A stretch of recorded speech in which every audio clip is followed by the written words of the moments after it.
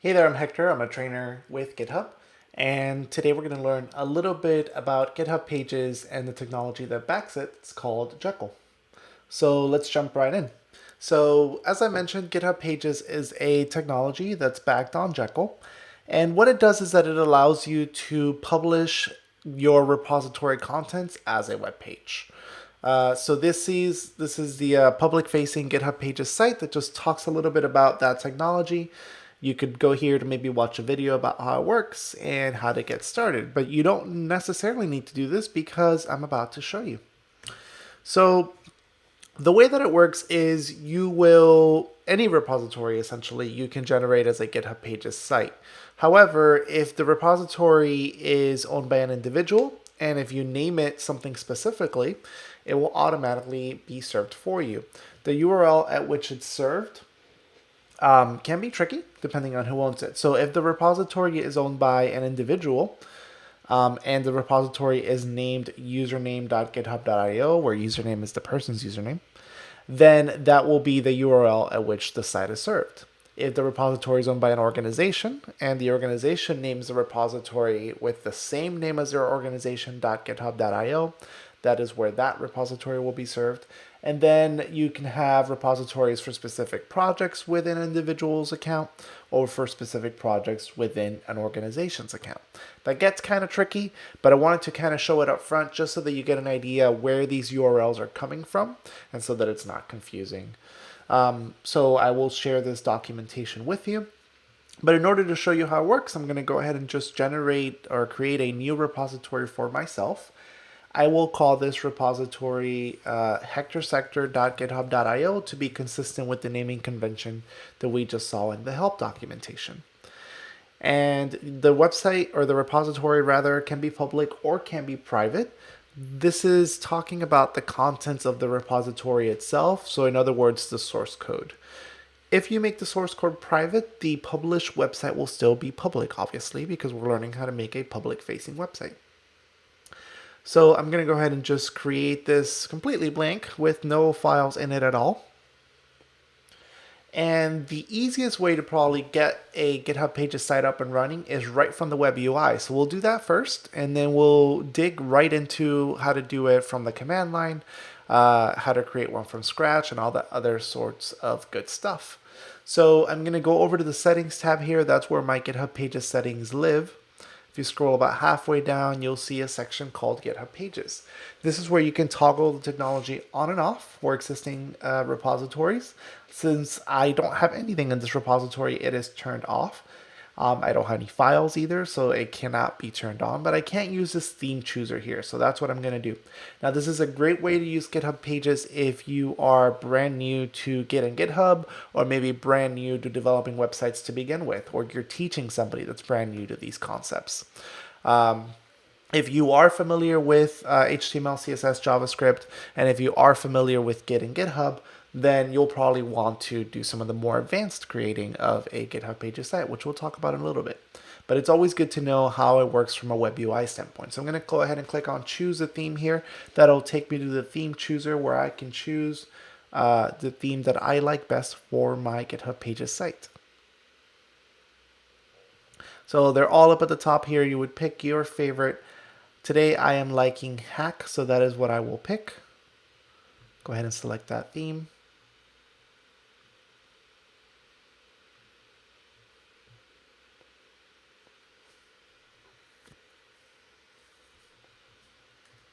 And what this will do is it will generate an index.md file. If you're not familiar, that's for a markdown file. That's one of the really nice things about generating a website with GitHub Pages and Jekyll is that you can write in markdown. So you don't have to worry so much about the HTML and the CSS and the JavaScript.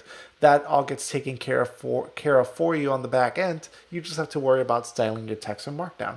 The only thing I'm going to change here is just instead of saying welcome to GitHub Pages, I'm going to say welcome to Hector's GitHub Pages site, just so that we can visibly see what I did differently here. And I'm going to commit this directly to my master branch. This is, of course, not recommended, not a recommended workflow. In any real live repository, you would probably work through a pull request and using GitHub Flow. but we're just kind of demoing here, so I committed it directly to master and I used the default commit message. So, all right, this doesn't look like a web page. This just looks like GitHub rendering an index.markdown file for me. So let's look at what this looks like when it's published. I'm going to go over to the settings tab, back to that section that talks about GitHub pages. Now you'll see there's a green bar that says your website is published. So you can see that the website will be generated under hectorsector.github.io with the green bar that you can see there. So all I need to do is navigate to that URL, and there is my fantastic public-facing website. So it's pretty quick. So in maybe 2 to 5 minutes, you can walk somebody through how to create a GitHub Pages site on the web UI with very little code required. So if you wanted to edit this site, it's as simple as going back to the code tab of your repository, opening that index file and changing its contents. The site will be built on the backend and published at the same URL. That all happens automatically. So it's like an auto deployment is how you can think of it. If you look at the files here, so we know what index.md does, but there's one extra file here called config.yaml. This extra file is used by Jekyll to set usually some defaults and some specific configurations for your website. Right now, there's nothing special here other than the theme that I chose is a part of this config.yaml file. If you're not familiar with YAML, it's essentially you're going to set key value pairs is essentially the way that it works. So the key here is theme, the value is Jekyll theme hacker. And so it kind of works like that. And YAML syntax also means that these key value pairs can be indented. We'll work more with this as we get more familiar with it. All right, this is all well and good, but I want to be able to work on this locally, and I want to be able to test the site locally as well. So let's go ahead and figure out how to do that. So what I'll do is I will clone this website first to my machine. Okay. And if I navigate right into that website, a couple of things that we'll notice is, so first of all, let's look at the file. So these are the same files that I had. The only exception is you're seeing that you have a .git folder here. That's just the Git internals that live in that folder. We don't need to worry about that. You need to have Jekyll installed. And the best way to install Jekyll, or actually the best documentation I can point you to, is this GitHub help document on setting up your GitHub Pages site locally with Jekyll. So I'll let you go ahead and read that. Essentially, you got to make sure you have Ruby. You have to make sure you have the bundler gem installed, and then you'll also install the Jekyll gem and the GitHub Pages gem. I have some of these things already, so the only thing that I need to do is I need to jump here to this step 2, which is all about installing Jekyll using bundler. So I'm going to create a gem file. That's the only thing that's not already in my repository because I was using it right on the web UI. So that's taken care of for me. But if I'm going to do it locally, I need to do this first. So back on my repository here, let me open it up in Atom. I'm going to create a new file, and I'm going to call that file gem file. It would help if I could spell gem file. And that file is a part of my repository now. And it's essentially what's going to be used by Bundler. So save that. And then you can do a bundle install. What that'll do is it'll install the GitHub Pages gem. So let's talk about the GitHub Pages gem.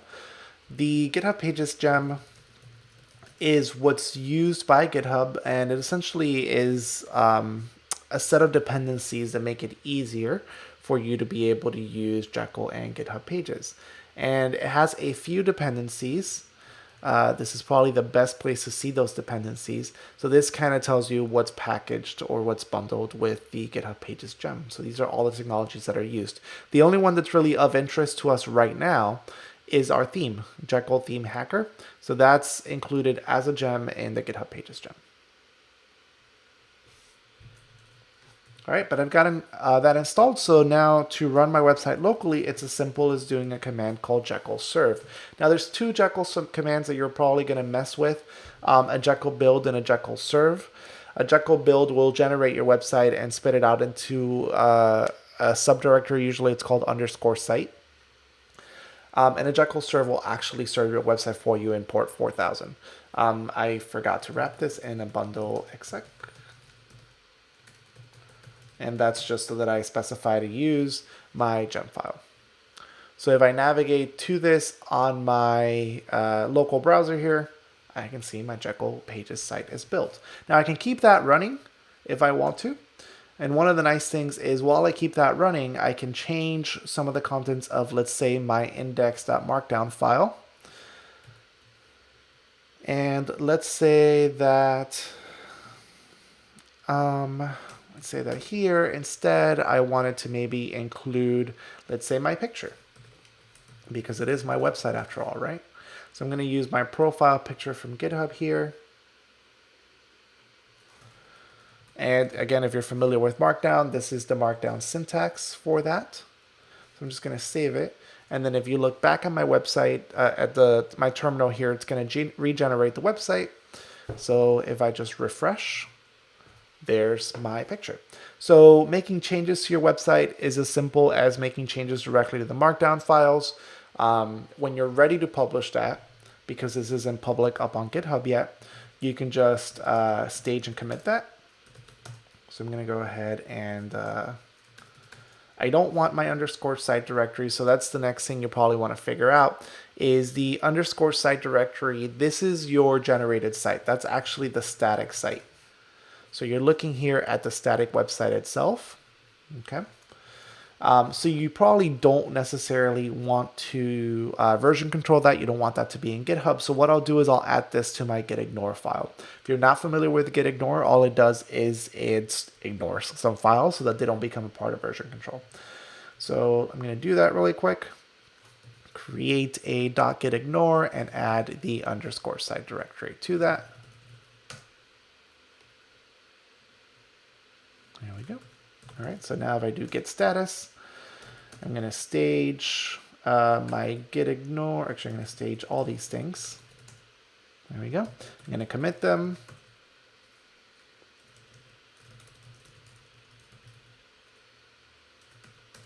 And I'm going to push it up to GitHub. So now if we look back at my website on github.com, you see that all these new files are here. If I go to the settings tab, you can take a look at how the deployment is going. So notice that this is no longer green. It says my website is ready to be published at this URL, but it's not there yet. So all that means is that on the back end, my website is getting built and deployed. So I can just refresh that, and soon enough that will be published, and now it is. So if I navigate to a new tab here, and again, this is probably cached, there is my published website with my profile picture on it. Okay, so that's some of the basics of how to use Jekyll and GitHub Pages, starting off with the web UI. But what if you wanted to actually create something locally? How would that work? And how would you get it pushed up to GitHub? So let's take a look at another command now. So I'm going to cd out of this directory. And let's say that I wanted to generate a brand new Jekyll website from my machine. So I'm going to do Jekyll new. Oh, and I need to specify a name. So Jekyll new, and maybe we'll call this one, let's say that I'm creating a website for my community and I live in Orlando. So let's say, and I actually live in an area called Lake Hancock, and we have a community program called Lake Hancock Green Alliance. So let's say that I wanted to create a website for that. So I'll do Jekyll new LGHA. Okay, so that created a directory for me called LGHA. So let's go into LGHA and take a look at that. And so there's a few things that are here. Jekyll assumes that essentially I'm going to create a blog. So I'm getting the contents of this, or the structure of a blog here. You can take a look at how this website works by running Jekyll serve. So I just want to look at the boilerplate content here. So you can take a look at the boilerplate website that was created for me using Jekyll new. You can hit Control-C anytime to stop that from running. Let's open that up in Atom and take a look at what's going on here. So we're familiar with the config file, but this config file is a little bit more complex than the one we were looking at. It has a lot more key value pairs. So we can step through some of these. Some of the interesting ones are things like title, email, description. So these are all kind of customizable. And there are layouts that have been created that make use of these key value pairs. So that's why these are here. Some of the important ones that you're going to see over and over again as you continue working with Jekyll and GitHub Pages is URL and base URL. And these are used to help your Jekyll site figure out where things are served. So for example, if you were serving this under, let's say I was serving this under hectorsector.com/blog, then I would like to put blog here so that everything is served under that subdirectory, right? The other things that are here, like my Twitter username, GitHub username, so these are used to actually display them on the website. This markdown cramdown, so this is the markdown processor that's used. You can, with the Jekyll site, you can kind of specify all sorts of very specific things, and all these things, I should also mention, are detailed in the Jekyll documentation.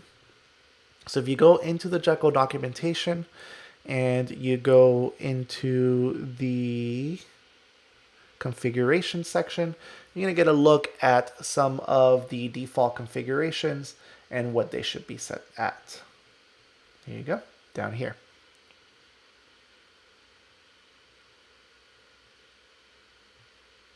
So all sorts of stuff that you can use for your configuration file.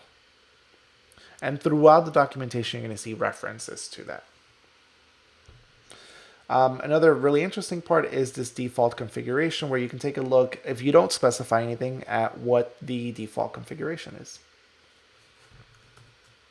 Okay, that's great. So before we change anything around, let's get this pushed up to GitHub. So you can see how this would look. So the first thing I need to do is generate a new repository for this, right? Because this doesn't live anywhere. Now I think I may already have an LHGA repository. Give me just a second to check.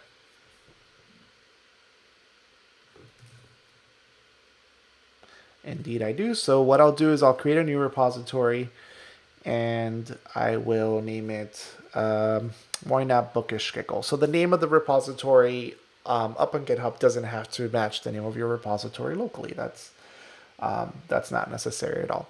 And now that I created this, I'm just going to go ahead and push this up. So let me first set the remote.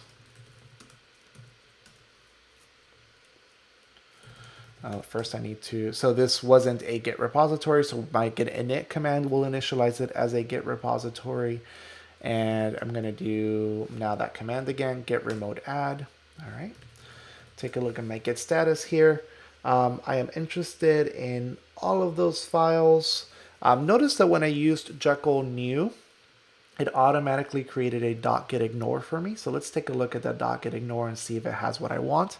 And indeed it does. It has that underscore site directory so that I'm not trying to push up my generated website up to GitHub. So that's pretty nice. I'm going to stage these. I'm going to commit them and push these up.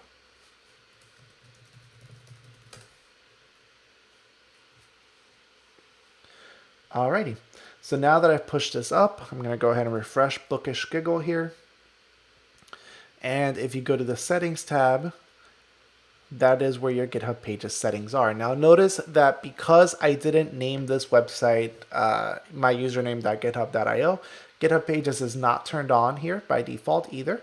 I need to turn it on myself. And so you have some options here when you turn GitHub Pages on manually.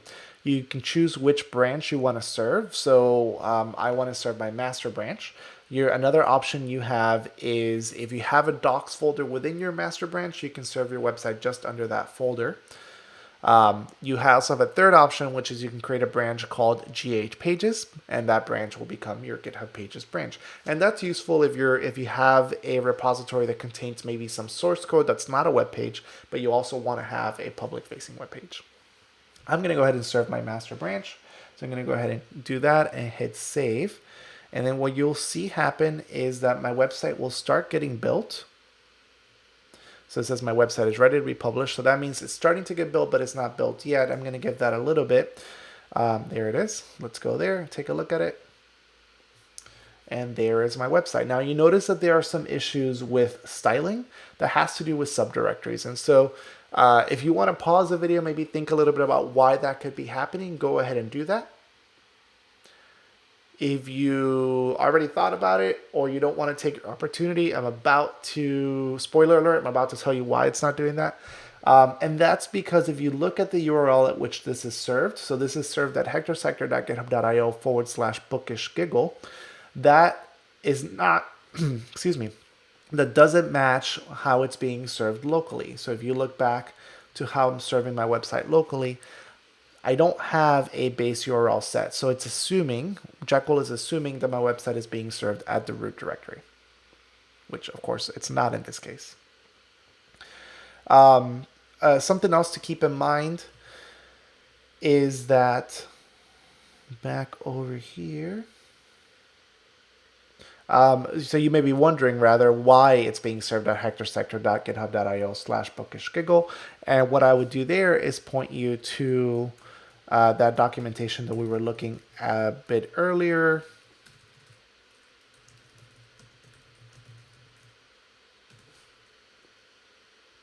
There we go.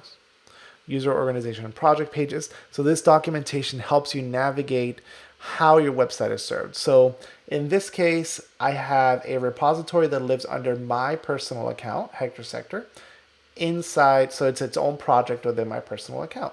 So I can look here and I can say, all right, so this is not just a user pages site because I didn't name it username.github.io, but it is a project pages site owned by a user account. So therefore it's going to be a username.github.io / the name of the project or the name of the repository. So in this case, because it's called bookishgiggle, my repository is called bookishgiggle, my website is served under hectorsector.github.io / bookishgiggle. If you say bookishgiggle enough times, it's kind of fun. I recommend doing it. All right, so in order to get this to work properly, what I'm going to do is I'm going to change the base URL on my local site here into bookishgiggle. Save that. You can always check this out locally before you push it up by doing a bundle exec Jekyll serve. There we go. And now you'll notice that it's served at it's served locally, but / bookishgiggle. Now it still looks normal when I go through it. You'll just notice that bookishgiggle is prepended before every part of the URL. Okay, so if I stage and commit this now,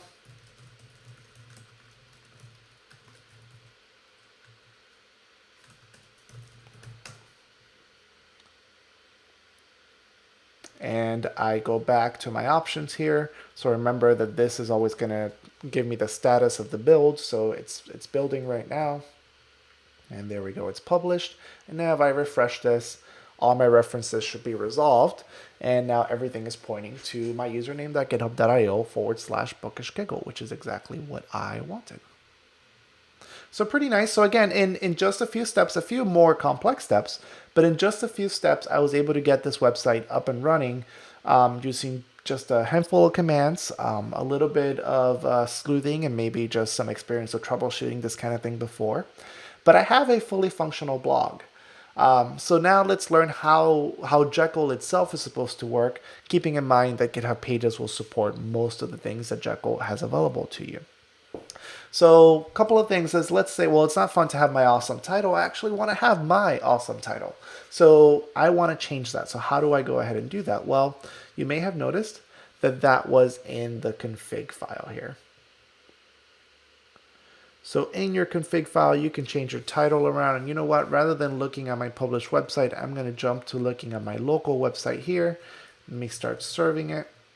Actually, before I do that, let me change the title. So that's the other thing, is I showed you a little bit earlier how you could make changes while the website is being served. That works for everything except your changes to your config file. If you change your config file, you actually need to stop your website from running and serve it again in order to get those changes to appear.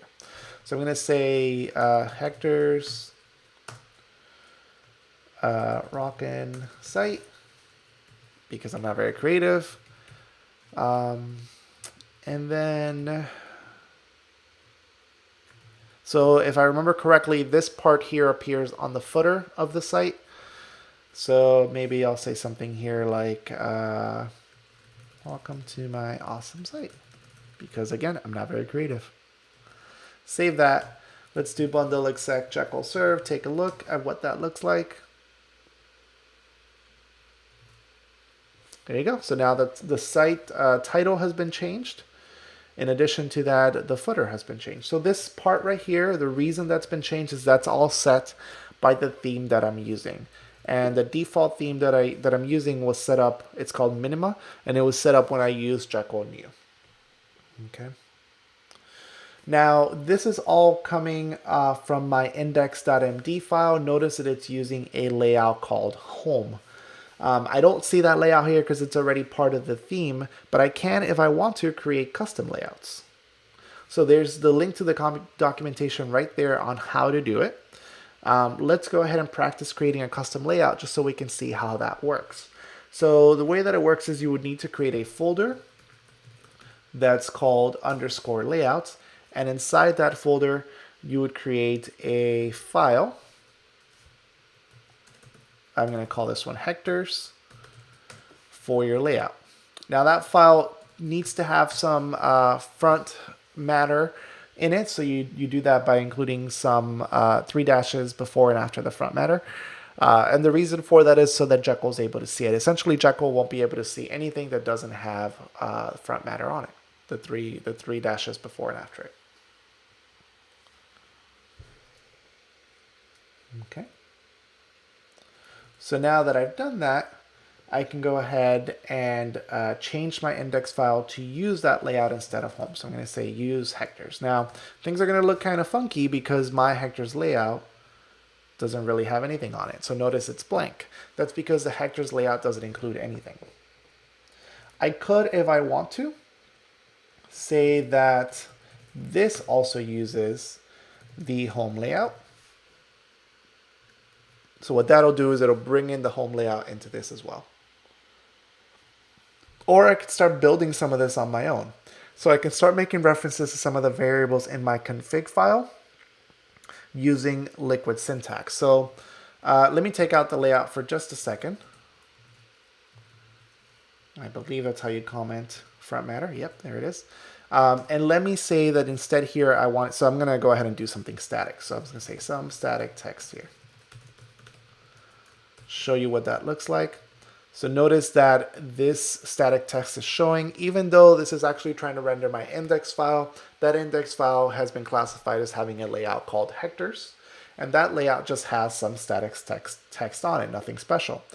But what I can do is start using some of the variables in my config file. So let me go ahead and do that. So I can say some things like the title of this website is, and then using some liquid syntax here, which is essentially 2 curly braces, you can say anything that's in the config file lives under the site object. So you can say site dot, and then the name of the variable, site dot title here. Now if I save this, and I go back here, you'll see that it says the title of this website is Hectares Rockin' Site, because that is the title variable inside the site object. And I can make references to any of the other specifics here as well. So you can now imagine how that minima layout that I'm not using anymore, but I can set it back again here, or sorry, how that home layout that I'm not using anymore. You can figure out how that layout is doing all these things now. So it's getting things like the title, the blog posts themselves, the email, the Twitter handle, and all that other good stuff. It's getting that from the config file using Liquid, calling site dot the variable name, and then it's rendering them using HTML, CSS, and all that other fun stuff. There is some HTML and CSS on the back end that does all this. Okay. And then one more thing I probably want to show you is how to use it as a blog, because using Jekyll as a blogging tool is probably the most popular and common option for using Jekyll. So by default, any blog posts live under a post folder, and that's what you're seeing here. And they're titled using a 4-digit year, 2-digit month, 2-digit day. And they kind of follow this format here. So this one right here has a markdown extension. That means that everything is in markdown. And because there is a markdown processor that we specified, remember, on this config file, we are able to read that markdown. And so this blog post was dated today. It uses a layout called post. Now, remember how I talked about there's a layout called home. There's another layout called post. It has a title. It also has some categories, so that's also some things that you can specify for your Jekyll site. And then this is the body of the layout of the post itself. So if I go to walk to Jekyll here, you can see how that's laid out on the page. Now, if I wanted to create a new post, all I have to do is create a new file and date it. Let me actually date this one maybe yesterday. And then you need to give it some front matter so that Jekyll is able to see it. And I'm going to call this one a sample post. So this is the body of my sample post. So save this. And now what I want you to look at is some of the Jekyll magic that gets done for you. So back on my root here, if I just refresh this, not only do you see the boilerplate post, but then you also see my sample post appears here on September 6th. And I can go there. And I can say this is the body of my sample post. Now this isn't styled because I didn't include the layout in it. So if I go back here, I can say, well, the layout of this will be, I believe it was called post. Yes. So layout post. And if I refresh this now this is properly laid out like a post. So hopefully I showed you some interesting things you can do with Jekyll and GitHub Pages. Using some simple technologies, using Markdown mostly for styling all your text. You can go as deep down this rabbit hole as you like. Just to give you an idea, we have an on-demand learning resource. This on-demand learning resource is all powered by Jekyll and GitHub Pages. So you can get you can go pretty deep down this rabbit hole and do some pretty interesting things. We've got, so this is some JavaScript, and we're hitting the Google Maps API to do some interesting things here.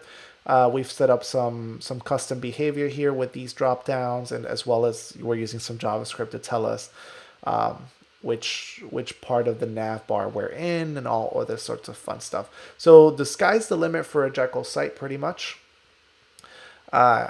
And using GitHub Pages to back it up. Hope you enjoyed.